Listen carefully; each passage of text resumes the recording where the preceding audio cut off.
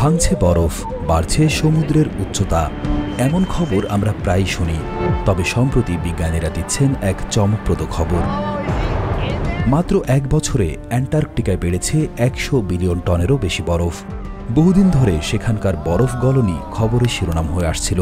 সেখানে হঠাৎ এই বৃদ্ধিতে হতবাক বিজ্ঞানীরা।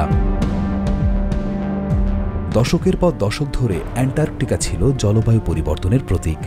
গলতে থাকা হিমবাহ, ভেঙে পড়া আইস শেলফ আর সমুদ্রপৃষ্ঠের উচ্চতা বৃদ্ধি সেখানকার সাধারণ চিত্র।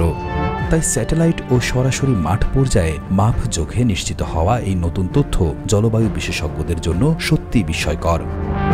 এই বরফ বৃদ্ধির প্রধান কারণ অস্বাভাবিকভাবে বেশি তুষারপাত ও বৃষ্টি, বিশেষ করে পূর্ব অ্যান্টার্কটিকায়, যেখানে 4টি বড় হিমবাহ অঞ্চলে আগের মতো বরফ গলছে না, বরং বরফ জমছে।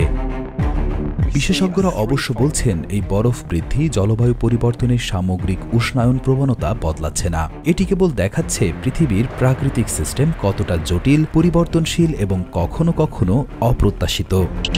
আমাদের ভিডিওগুলো মোহাম্মদ ইমরান দেখছেন কুষ্টিয়া থেকে, কুড়িগ্রাম থেকে দেখছেন আলিয়াম হোসেন, আল আমিন দেখছেন সিলেট থেকে, ঢাকা থেকে দেখছেন মোহাম্মদ মাসুদ, আলমগীর হোসেন দেখছেন নোয়াখালী লক্ষ্মীপুর থেকে। আপনি কোথা থেকে দেখছেন তা জানিয়ে দিন কমেন্ট বক্সে। তবে বরফের এই দীর্ঘমেয়াদী হ্রাস এখনও চলছে এবং সাম্প্রতিক বরফ বৃদ্ধিও এই প্রবণতাকেই সহসাই পাল্টাতে পারবে না। অবিরাম জলবায়ু সংকটের ভেতর এই বরফ বৃদ্ধির খবরে একটুখানি হলেও স্বস্তি আর আশার আলো পাওয়া যায়।